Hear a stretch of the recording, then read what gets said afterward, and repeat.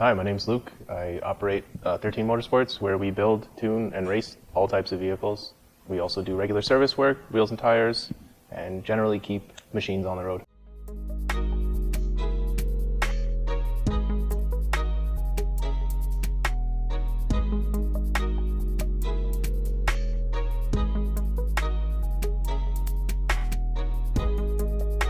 Have your car inspected mechanically. You want to make sure all systems are working properly, brakes, suspension, engine, check all your fluids, especially the cooling system and engine oil. As far as adjustments you can make, wheel alignment that's more specified for the racetrack is a good idea.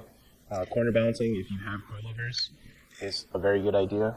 Both of those will help maximize your day. Make sure you're able to manage the heat. Your brakes will get extremely hot, the engine will get hot, you will get hot, so you want to make sure everything's up to par. Upgrade the brake fluid, make sure the cooling system's in good order, make sure you have lots of engine oil, like topped up to the right level, as well as have some extra to top up as you burn through the day. Yeah, it should be pretty good, I think. A lot of people have already prepared like track day checklists, things to check over on your car. Bring some spare tools, a jack, spare fluids, safety items, helmet, racing shoes, racing gloves, something like that's not a bad idea. Tire pressure gauge for sure.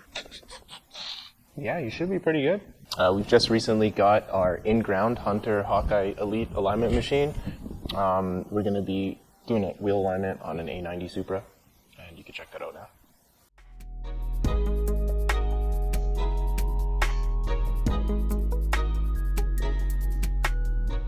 So on the screen now, we've got our front, rear measurements, left side, and delta between the two.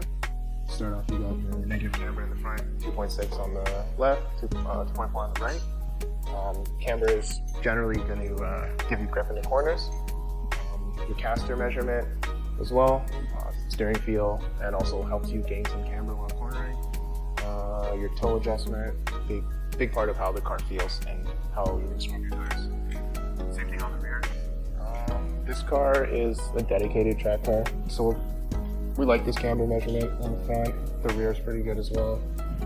The toe, this is towed in.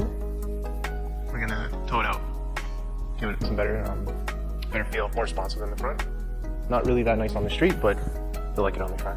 If this car had coilovers, we could definitely simulate the driver's weight in the front and balance the car corner to corner to improve the traction. I mean, BMW specs, they want driver weight, passenger weight, and trunk weight when you align this car, but it's a track car, not a street car, so we're not doing that. Just a driver weight. Just maximizing the traction available in the corner, whether you're making a left or a right turn, because the cars, like if you just adjust the height, you'll never have an equal amount of load corner to corner. You'll be messing with that, so we'll set it up to balance it out with the driver's weight, with the appropriate amount of fuel, no junk in the trunk, and you'll get the most performance out of the suspension and tire. But I mean, you got to be a really good driver to feel these differences for sure. Generally speaking, you'll maximize the traction and equalize any imbalances in the car, right? So you may have a car that tends to understeer left, oversteer on a right turn, and that could be because there's just more or less traction on either tire, and we'll try to balance that out and make the car handle the way it should. It has some arms on it that give you adjustable camber and caster. You can actually lift the car up, you can get some shots of that, and I could talk about, like, they have spherical joints, I can talk about why they're better than bushings. Some of the, like the safety features, they have a little clamp that clamps down on it so it doesn't move. I think that'd be good. And as far as the machine, like if you wanted details on the machine, like the barcode scanner is cool.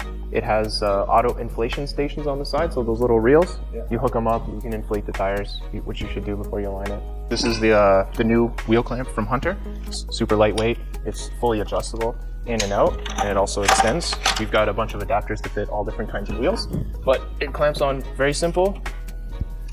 It doesn't actually damage your wheel, it clamps onto the tire. So as long as you got a little bit of tread left, we can get on it. Again, Will, 38. Yep, sounds like it. So it's automatically setting the pressure for the tires. This Toyota Supra is equipped with adjustable lower control arms. Some of the nice features on this one is spherical ball joint, and it also has locking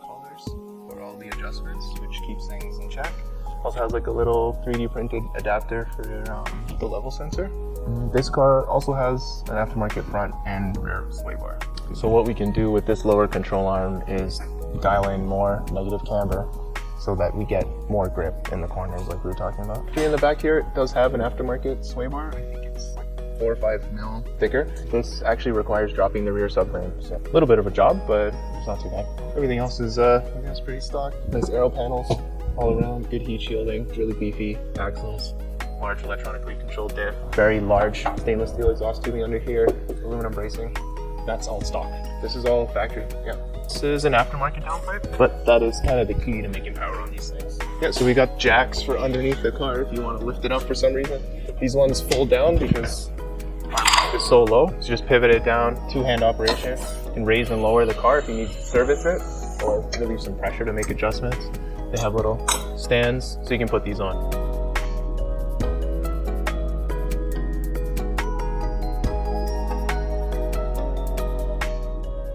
You could buy just the hoist.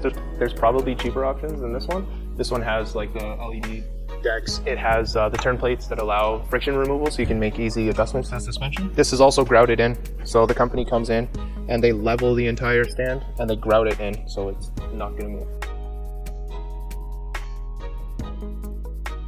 This is the completed alignment. We've added additional negative camber in the front to improve the cornering response. We've also towed out the front of the vehicle based on the customer's feedback about how the car feels. We want to get a little bit better turn in. The rear is towed in just to try to keep it a little bit tame and not stepping out too much in the back.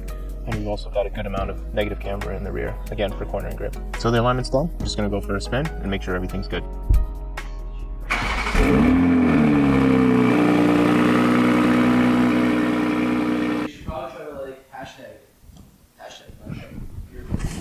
Oh wow. Okay, you are an alcoholic. Thank you. Wow. I told you anything there.